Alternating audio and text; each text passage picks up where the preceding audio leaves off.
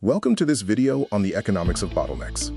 We will explore how constraints shape markets, strategy, and overall organizational performance. This video is brought to you by the Series of Thoughts team as part of their Business Management and Transformation program.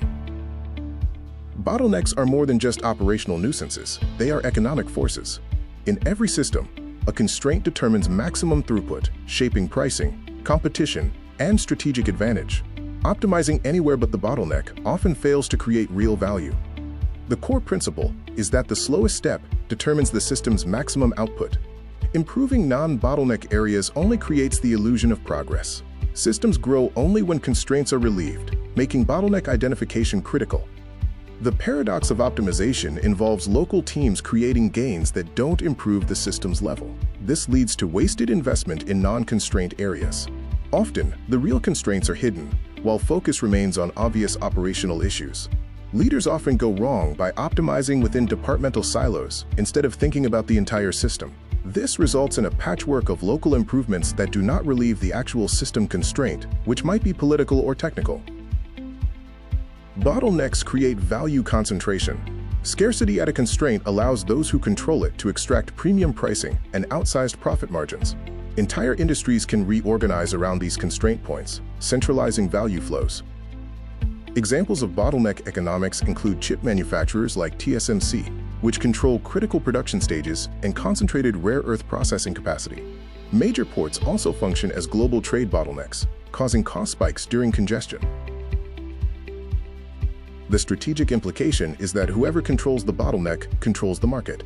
Companies must either become the bottleneck owner or ensure they are not strategically dependent on someone else's constraint to avoid structural weakness in negotiations. Bottlenecks shift over time. Solving one constraint immediately reveals the next one.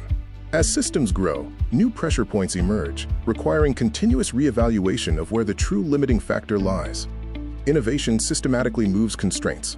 Automation addresses physical bottlenecks, revealing digital ones. Cloud computing tackles digital constraints, which in turn reveals cognitive ones, such as decision-making and expertise.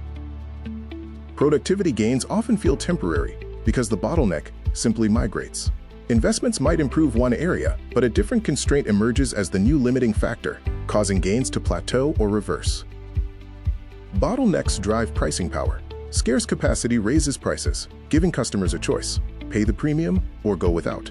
Bottleneck owners can effectively auction capacity, as customers pay premiums for guaranteed access to scarce resources.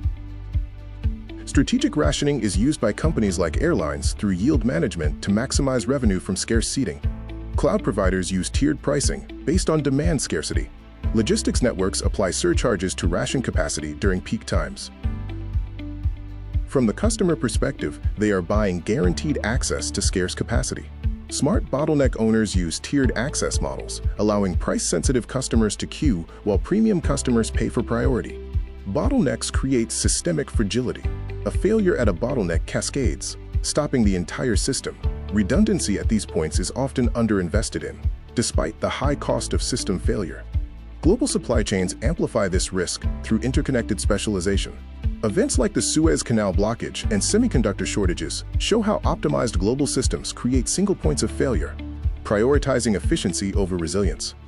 The hidden cost of optimization includes just-in-time becoming just too late, as inventory buffers are eliminated.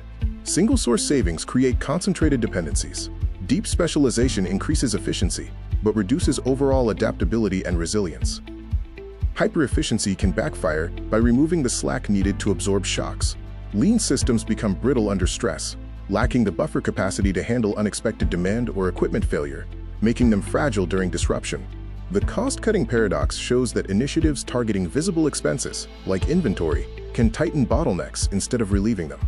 While lean initiatives might save 15%, the cost of disruption when the system fails can be 300%. Maximum efficiency is not the optimal level. Systems need buffers, redundancy, and excess capacity, especially at bottlenecks. This strategic slack is insurance against catastrophic failure and should be distinguished from wasteful slack. In knowledge work, bottlenecks are often human, not technical. Decision-making processes, approvals, and strategic direction slow organizations more than inadequate tools. Execution capacity is limited by the capacity to decide. Cognitive bottlenecks include information overload leading to decision delays and attention scarcity limiting deep work.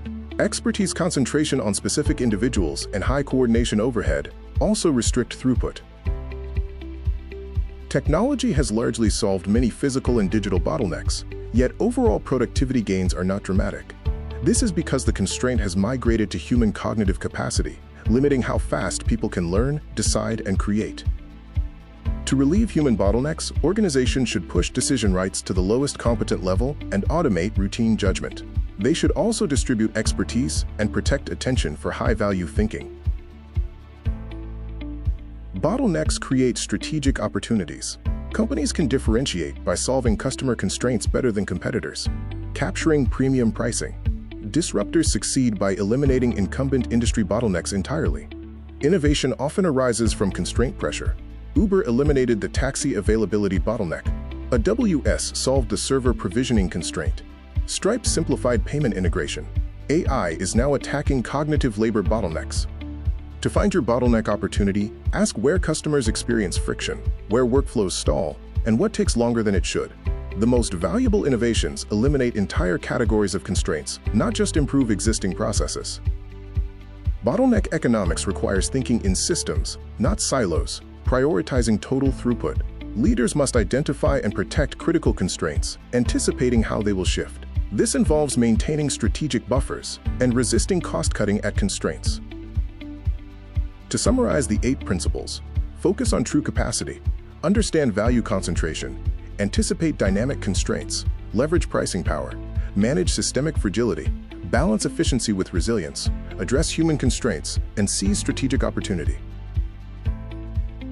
The challenge is applying these principles, identify true throughput limiters, map value creation, and anticipate shifts. Invest in relieving critical bottlenecks, maintain strategic buffers, and resist the temptation to optimize everywhere except where it truly matters.